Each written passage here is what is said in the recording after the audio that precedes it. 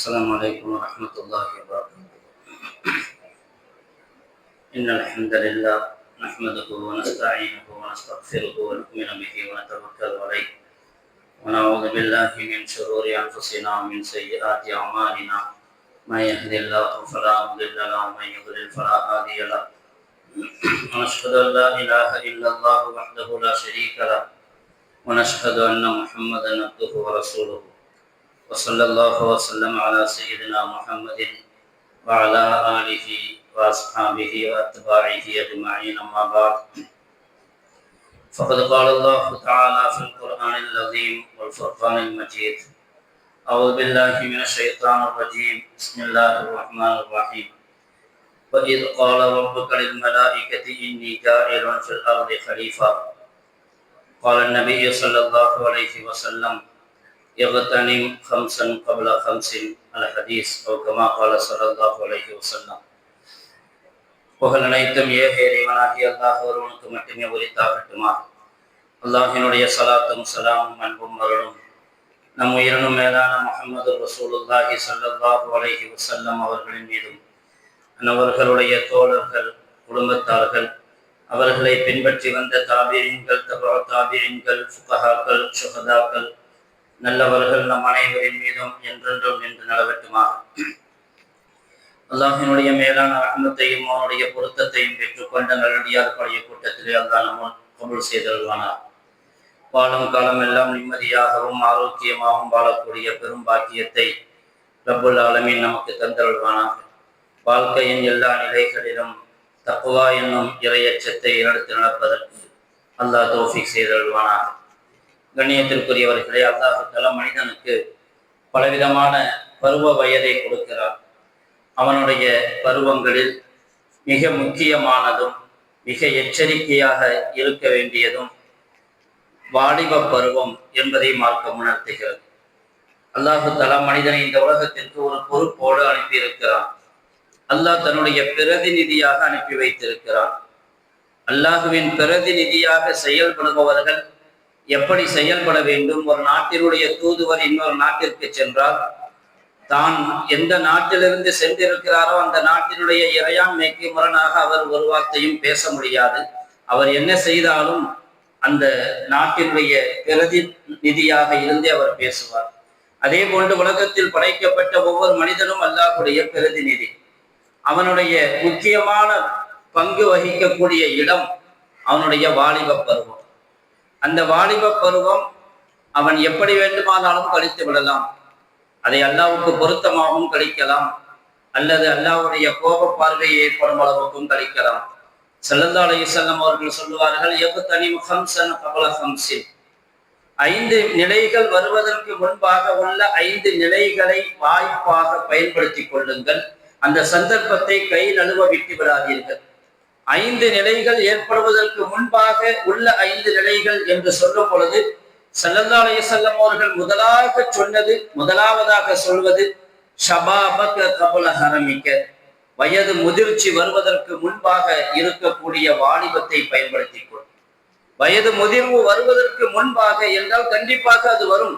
உலகத்தில் வாழக்கூடிய ஒவ்வொருவரும் முதிய நிலையை அடைவார். ஆனால் அதற்கு முன்பாக ஒரு சிறந்த வாலிபத்தை கடந்து செல்ல வேண்டியிருக்கும். அதை நீங்கள் கண்டிப்பாக அதை எச்சரிக்கையுடன் அதை ஒரு சந்தர்ப்பமாக பயன்படுத்தி கொள்ள வேண்டும் என்று ஸல்லல்லாஹு அலைஹி வஸல்லம் அவர்கள் இப்படியும் சொல்லுவார்கள்: சபஅத்துன் யுதில்லுஹுமுல்லாஹு ஃபீ ظில்லிஹி யௌம லா ظில்ல இல்லா ظில்லுஹ். அல்லாஹ்வுடைய நிழலை தவிர வேறு எந்த நிழலும் இல்லாத ஒரு நாள் மஹ்ஷருடைய மைதானத்திலே 7 நபர்களுக்கு அல்லாஹ் இடமளிக்கிறான். அதில் ஒருவராக சொன்னார்கள் ஸல்லல்லாஹு அலைஹி வஸல்லம் அவர்கள்: வஷாபுன் நஷஅ ஃபீ இபாதத்தில்லாஹ். அல்லாஹ்வுடைய வணக்க வழிபாடுகளில் தன்னை திளைத்த வைத்தவர். எல்லா நிலைகளிலும் எல்லா சூழல்களிலும் அல்லாஹ்வுடைய வணக்க வழிபாட்டிலே அல்லாஹ்வுடைய பொருத்தத்தை தேடக்கூடிய நிலையை அடைந்தவர்.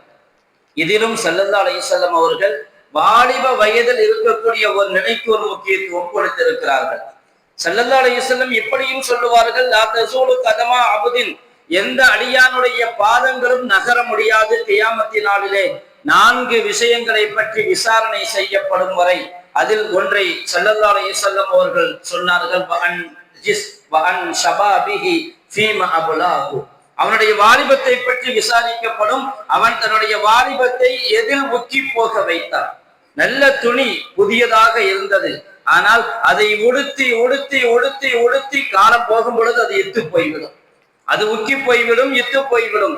வாலிபமும் அதே போன்று அவன் தன்னுடைய வாலிபத்தில் எதில் இத்து போக செய்தான். அவனுடைய வாலிபத்தை பயன்படுத்தி பயன்படுத்தி எந்த நிலையில் அவன் தன்னுடைய நிலையை எத்து போக செய்தான் என்பதை பற்றியும் கியாமத்திலே கேள்வி கேட்கப்படும். ஸல்லல்லாஹு அலைஹி வஸல்லம் அவர்களும் குர்ஆனும் இது போன்ற பல செய்திகளை சொல்லும். ஆனால் இதுவெல்லாம் எந்த சபையில் பேசப்படுகிறதோ அந்த சபையிலே பெரும்பாலும் அதிகமாக வாலிபர்கள் இருப்பதில்லை. அதிகமான இடங்களிலே இது பள்ளிவாசல்களில் பேசப்படலாம். அதே போன்று அல்லது யாராவது மக்தபுக்கு வந்தால் சிறுவர்கள் அவர்களுடைய மனதிலே இது பதிய வைக்கப்படலாம். மதரசாக்களுக்கு வரும் பொழுது இது பதிய வைக்கப்படலாம். அல்லது ஜமாத்திலே செல்லும் பொழுது இது மனதிலே ஏற்றப்படலாம். ஆனால் இது தவிர மற்ற நிலைகளிலே அவர்களிடத்திலே சொல்வதற்கான சந்தர்ப்பம் உருவாக்க வேண்டும் என்று சொன்னால் அவர்களை மட்டுமே அழைக்க வேண்டும். அது மாதிரியான இடங்களில் அவர்கள் வருவது கிடையாது.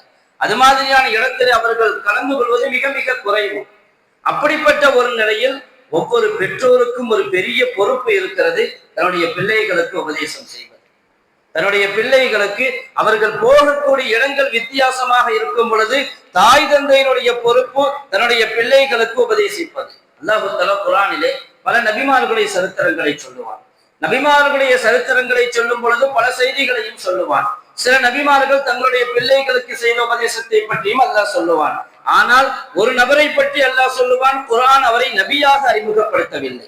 குர்ஆன் அவரை நபியாக அறிமுகப்படுத்தவில்லை. ஆனால் அந்த மனிதரை பற்றி சொல்லும் பொழுது அவர் தன்னுடைய மகனுக்கு என்ன உபதேசம் செய்தார் என்பதை பிரத்யேகமாக அல்லாஹ் சொல்லுவார். வஇது கால லுக்மான் லிப்னிஹி வஹுவ யஇதுஹு யா புனைய லா துஷ்ரிக் பில்லாஹ் இன்ன ஷிர்க லதுல்முன் அதீம். ஹஜ்ரத் லுக்மான் அலைஹிஸ்ஸலாம் அவர்களை பற்றி அல்லாஹ் சொல்லுவான். அவர்களை குர்ஆன் நபியாக அறிமுகப்படுத்தவில்லை, நபியாக இல்லை. ஆனாலும் அவர்களை பற்றி ஏன் பேசுகிறான்? அவர் தன்னுடைய பிள்ளைகளுக்கு உபதேசம் செய்தார். தன்னுடைய மகனுக்கு செய்த உபதேசத்தை பற்றி அல்லாஹ் குர்ஆனிலே சொல்லுவான். யா புனைய லா துஷ்ரிக் பில்லாஹ், மகனே நீ இணை வைக்க வேண்டாம். கொள்கை முதற்கொண்டு, இபாதத்துகள் முதற்கொண்டு, கலாச்சாரம் முதற்கொண்டு, நல்லொழுக்கங்களை பற்றியெல்லாம் அவர் உபதேசித்தார் என்பதை பற்றி குர்ஆனிலே அல்லாஹ் தஆலா தொடராக சொல்லுவான் என்று சொன்னால் இது பெற்றோர்களுக்கான பொறுப்பு என்பதை உணர்த்துவதற்காக பெற்றோர்கள் தங்களுடைய பிள்ளைகளுக்கு உபதேசிக்க வேண்டும். லுக்மான் அலைஹிஸ்ஸலாம் அவர்களுடைய அந்த உபதேசத்திற்கு ஒரு பெரிய முக்கியத்துவம் கொடுத்து அல்லாஹ் குர்ஆனிலே இடம்பெற செய்திருக்கிறான் என்று சொன்னால் அந்த உபதேசங்களும் மிக முக்கியமானவை. யார் யாருக்கு செய்தார்கள் அதுவும் முக்கியமானது. பெற்றோர் பிள்ளைகளுக்கு செய்த உபதேசம். ஆனால் இன்னைக்கு யாருக்காவது சொல்ல முடியுதா? வீட்டில பிள்ளைகளுக்கு ஏதாவது நசிகை செய்ய முடியும், அவங்க தான் நமக்கு நசிகை செய்வாங்க. பிள்ளைகளிடத்துல ஏதாவது சொல்லக்கூடிய அளவுக்கு அந்த அளவுக்கு தைரியம், அதாவது ஒரு பொறுப்பு மறந்த வாழ்க்கை, தங்களுடைய நோக்கம் மறந்த வாழ்க்கை, தங்களுடைய நிலை மறந்த வாழ்க்கை.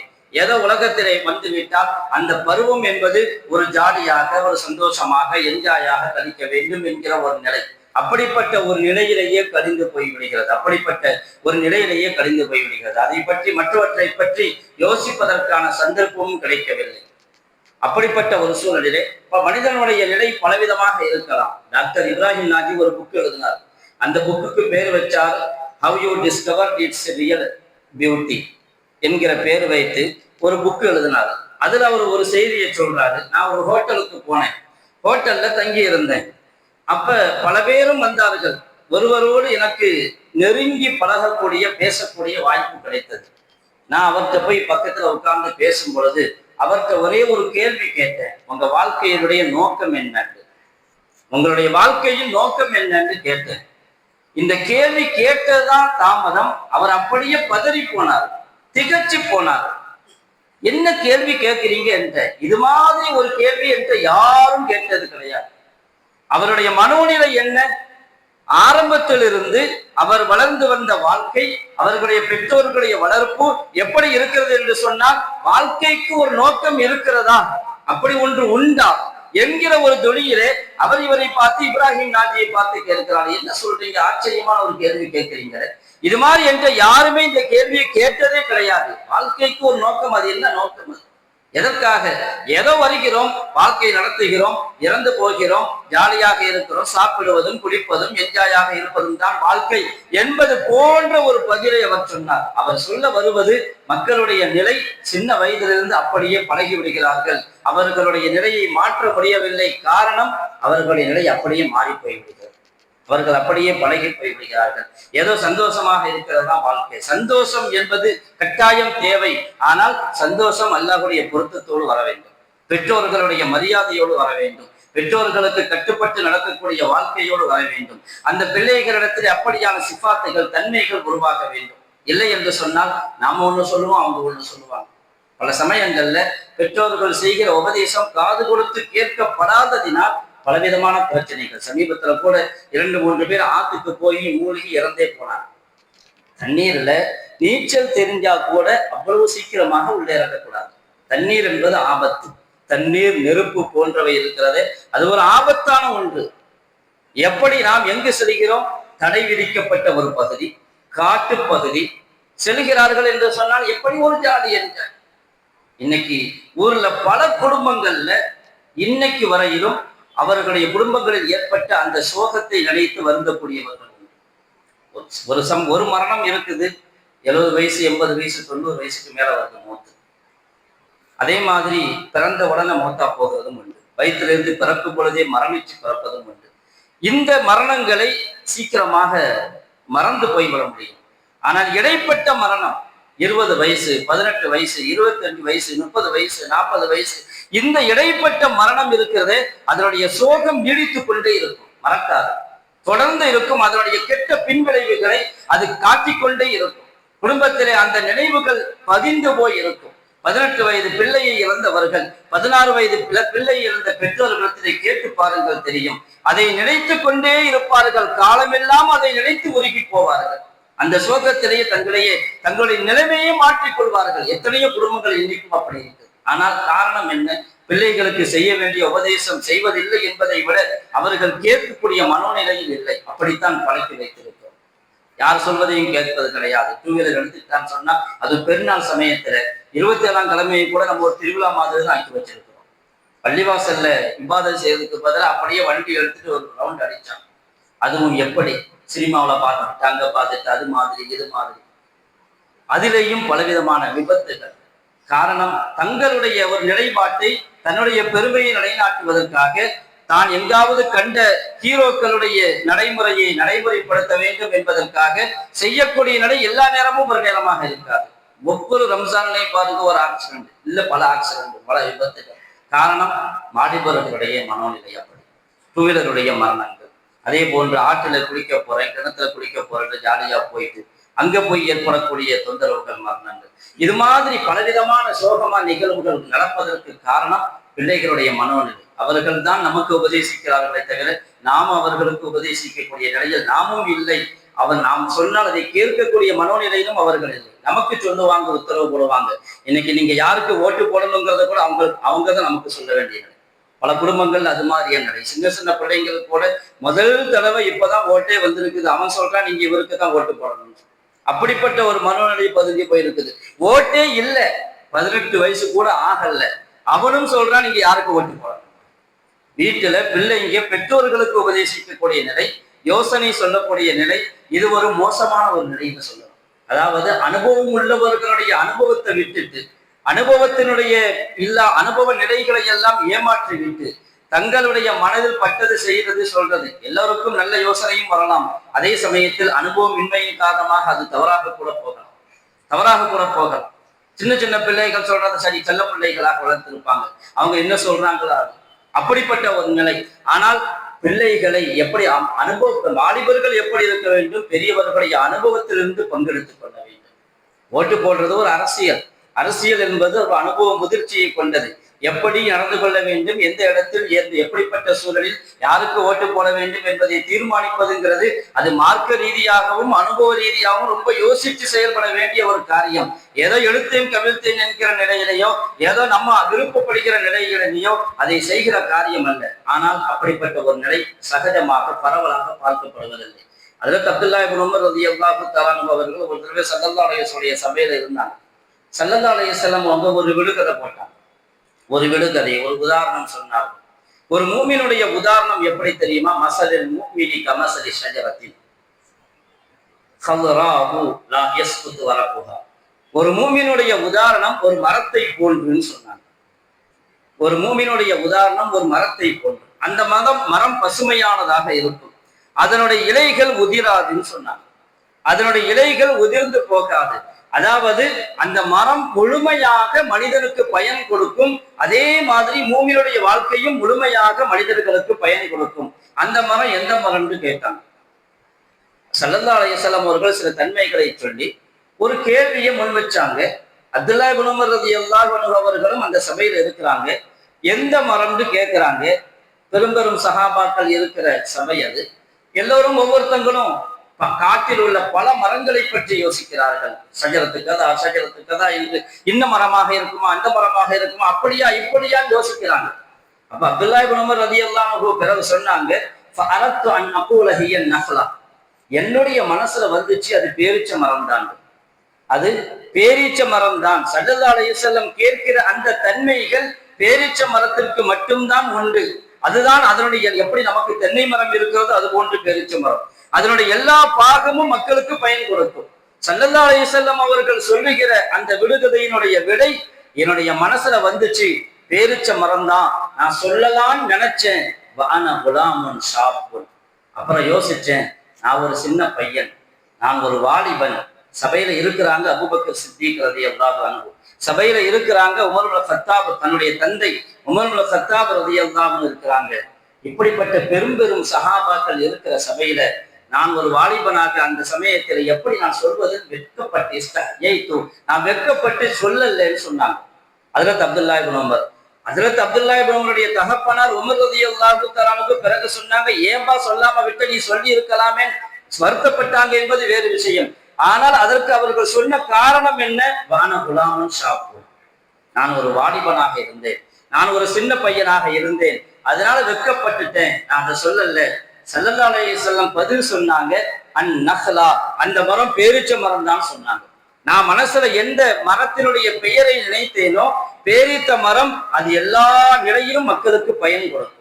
அதனுடைய இலைகளாகட்டும், கிளைகளாகட்டும், பழங்களாகட்டும், தண்டுகளாகட்டும், எதுவுமே வீணாகி போகாது. அதே போன்று மூமினுடைய வாழ்க்கை எல்லா நிலைகளிலும் எல்லோருக்கும் பயன் கொடுக்கும் என்கிற உதாரணத்தை சொல்லும் பொழுது ஹஜ்ரத் அப்துல்லாஹ் இப்னு உமர் ரலியல்லாஹு தஆலா அவர்களுக்கு தெரிந்தும் கூட சொன்னார்கள், நான் சொல்லாமல் விட்டு விட்டேன். காரணம் என்னவென்று சொன்னால், பெரும் சஹாபாக்கள் இருக்கிறார்கள், நல்லவர்கள் இருக்கிறார்கள், வயதில் முதிர்ந்தவர்கள் இருக்கிறார்கள், அனுபவம் மிக்கவர்கள் இருக்கிறார்கள். அவர்களே யோசித்துக் கொண்டிருக்கும் பொழுது முந்திரி கொட்டவாறு எதுக்கு நம்ம முந்தணும்? சரியான பதிலாக இருந்தால் கூட அவர்களுக்கு மரியாதை கொடுக்க வேண்டும், அவர்களுடைய அனுபவத்திற்கு மரியாதை கொடுக்க வேண்டும், அவர்கள் சொல்லுகிற பேச்சை கேட்க வேண்டும். அப்துல்லாஹ் இப்னு உமர் அந்த ஒரு காரணத்திற்காக மட்டுமே பதில் தெரிந்தும் கூட சொல்லாமல் விட்டுவிட்டார்கள் என்று சொன்னால் அது பெற்றோர்களுடைய வளர்ப்பு, பெற்றோர்களுடைய அறிவுக்கும் இல்முக்கும் கல்விக்கும் கண்ணியம் கொடுக்கக்கூடிய ஒரு மனோநிலை, அவர்களுடைய அனுபவத்தை மதித்து பாராட்டக்கூடிய ஒரு மனோநிலை. ஸல்லல்லாஹு அலைஹி வஸல்லம் சொன்னாங்க, பரக்கத்து மா அபீரிக்கும், உங்களின் வயது முதிர்ந்தவர்களுடன் தான் பரக்கத்துகள் இருக்கிறதுன்னு சொன்னாங்க. நல்ல அனுபவம் உள்ளவர்கள், அனுபவத்தில் தேர்ச்சி பெற்றவர்கள் வாழ்க்கையின் பல நிலைகளை கடந்து வந்திருப்பார்கள். கணியத்திற்கு இது ஒரு துறையில் மட்டுமல்ல, மார்க்கத்தை படிப்பவர்கள் கூட 20 வயசுல படிச்சு திறமையாகலாம்.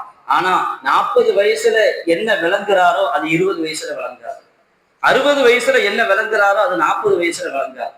என்றால் அனுபவம் எல்லாருக்கும் தேவை, எல்லா துறைகளிலும் தேவை. 20 வயசுலேயே திறமையாளராக சாதனையாளராக மாறலாம். ஆனால் அவர் சாதனை படைத்து எல்லா விதமான பரிசுகளையும் பெற்றாலும் கூட, டிகிரிகளை வாங்கியிருந்தாலும் கூட, பலவிதமான சான்றிதழ்களை பெற்றாலும் கூட, அவருக்கு புரியும் 40 வயசுல நான் 20 வயசுல எனக்கு இந்த அனுபவம் இல்லைங்கிறது 40 வயசுலதான் புரியும். 20 வயசுல அது புரியாது. 20 வயசுல என்ன நினைப்பார்? நான் சொல்றதுதான் சரின்னு நினைப்பார், நான் சொல்றதுதான் கரெக்ட், நான் சொல்றதை ஏன் ஏத்துக்க மாட்டேங்கிறாங்க, இதுதான் சரியான முடிவு, இதுதான் சரியான தீர்வு அப்படின்னு நினைப்பாங்க. ஆனா அப்படி அல்ல. அது 40 தான் புரியும், 20 விளங்கியது தவறு என்று, 60 புரியும், 40 செய்தது தவறு என்று. அது குடும்ப வாழ்க்கையாக இருக்கட்டும், அரசியல் வாழ்க்கையாக இருக்கட்டும், சமூக வாழ்க்கையாக இருக்கட்டும், கல்வி ரீதியான நிலைகளாக இருக்கட்டும், வயது முதிர்ந்தவர்கள் பல நிலைகளை கடந்து போயிருப்பார்கள், மக்களுடைய பல நிலைகளை கண்டு படித்திருப்பார்கள், அவர்களுடைய நிலைகளை கற்று உணர்ந்திருப்பார்கள், பாடம் படித்திருப்பார்கள். உஹது யுத்தத்தில் கூட ஒரு சிறு தோல்வி ஏற்பட்டது என்பது நமக்கு தெரியும். உஹது யுத்தத்திலே, பத்ர் யுத்தத்தில் கிடைத்த வெற்றி உஹதிலே கிடைக்கவில்லை. அதற்கு பல காரணங்களை குர்ஆன் சொல்லும். ஆனால் அதிலே ஒரு ஆரம்ப நிலையிலேயே ஸல்லல்லாஹு அலைஹி வஸல்லம் அவர்கள் சஹாபாக்களோடு ஆலோசனை செஞ்சாங்க, மசூரா செஞ்சாங்க. எப்படி யுத்தம் செய்யலாம், மதீனாவுக்குள்ள இருந்து எதிரிகளை வரவிடாமல் தடுக்கலாமா அல்லது வெளியே போய் அவர்களை தாக்கலாமா என்று. ஸல்லல்லாஹு அலைஹி வஸல்லம் உடைய மனோநிலையும் அதே போன்று வயது முதிர்ந்த சஹாபாக்களுடைய மனோநிலையும் என்னவென்றால், நாம இப்போதைக்கு வெளியே போக வேண்டாம், மதீனாவுக்கு உள்ளே இருந்து கொண்டே நாம் எதிரிகள் வராமல் தடுப்போம் என்று. ஆனால் நிறைய வாலிபர்களுடைய கருத்து என்னவாக இருந்துச்சு, இல்ல வெளியேத்தான் போகணும், பத்ரு மாதிரி வெளியேத்தான் போகணும், வெளியே கிளம்பி போய் யுத்தம் செய்யணும் அப்படின்னு நிறைய வாலிபர்களுடைய கருத்து. யுத்தம் செய்ய தயாராயிட்டாங்க. ஸல்லல்லாஹு அலைஹி வஸல்லம் அதையே முடிவாக எடுத்துட்டு உள்ள போனாங்க. யுத்தத்திற்கான தயாரிப்போடு ஆயுதம் தரித்த நிலையில் வெளியே வந்தாங்க. அப்பதான் நினைச்சாங்க, ஆக மூத்தவர்களுடைய இருக்கும் பொழுது நாம கொஞ்சம் மாத்தி பேசிட்டோமோ. வந்த பிறகு சொன்னாங்க, யார சொல்லலாம், நீங்க எதை விரும்புறீங்களோ அதை செய்யுங்கன்னாங்க. அப்ப சொன்னாங்க ஸல்லல்லாஹு அலைஹி வஸல்லம், இல்ல முடிவு பண்ணியாச்சு, ஒரு நபி ஆயுதம் தரித்து விட்டு யுத்தத்திற்கு தயாராக வந்த பிறகு அதை மாற்ற முடியாதுன்னு சொன்னாங்க. வெளியே கிளம்பி போனாங்க. சில அசம்பாவிதங்கள், சில சோதனைகள் அந்த உஹது யுத்தத்திலே நடந்ததை நாம் சரித்திரம் மூலமாக பார்க்கிறோம். எனவே இதில் எல்லாம் தெரிவது, நல்ல முதியவர்கள், பெரியவர்கள், இல்மிலும் அறிவிலும் யார் முதிர்ச்சி பெற்றிருக்கிறார்களோ அவர்கள் சிறியவர்களுக்கு மசூரா கொடுக்க வேண்டும், அவர்களுக்கு உபதேசிக்க வேண்டும். வாலிபர்கள், வயதில் சிறியவர்கள், முதியவர்களுடைய கருத்துக்களுக்கு மரியாதை கொடுக்க வேண்டும், அவர்களுடைய அனுபவத்திற்கு மரியாதை கொடுக்க வேண்டும். தான் தோன்றித்தனமாக நடக்கும் பொழுதுதான், தாங்கள் முடிவு செய்ததுதான் சரி என்று முடிவு செய்யும் பொழுதுதான் இது போன்று தேவையில்லாமல் சந்தர்ப்ப சூழல் காரணமாக பலவிதமான பிரச்சனைகள் அது மரணம் வரையிலும் கொண்டு போய் சேர்த்து விடுகிறது. சிறு சிறு பிள்ளைகள் சிறு சிறு வயதிலேயே அவர்கள் திடீரென அந்த மரணத்தை சம்பவிக்கும் பொழுது, மரணம் ஏற்படும் பொழுது அவர்களுக்கு ஏதோ மரணித்து விடுவார்கள். ஆனால் சுற்றி இருப்பவர்கள் அவர்கள் தாங்கக்கூடிய கஷ்டங்கள், சோகங்கள் சாதாரணமானவையாக இருக்க முடியாது. பிள்ளைகளை அப்படி பழக்கும் பொழுது எல்லா நிலைகளிலும் அவர்களை முன்னிறுத்தி நல்லவர்களாக கொண்டு வர முடியும். ரப்புல் ஆலமீன் தௌஃபீக் செய்தல்வானாக. நம்முடைய பிள்ளைகளை பெரியவர்களுக்கு கட்டுப்பட்டு மரியாதை கொடுத்து அவர்களுடைய அனுபவத்தை ஏற்றுக்கொண்டு நடக்கக்கூடிய பிள்ளைகளாக ஆக்கியருள்வானாக. எல்லோருக்கும் அல்லாஹுடைய ரப்பினுடைய பொருத்தத்தை நசீபாக்கியருள்வானாக. வாஹிரு தாவானா அல்ஹம்துலில்லாஹி ரப்பில் ஆலமீன். அஸ்ஸலாமு அலைக்கும் வரஹ்மத்துல்லாஹி வபரகாத்துஹு.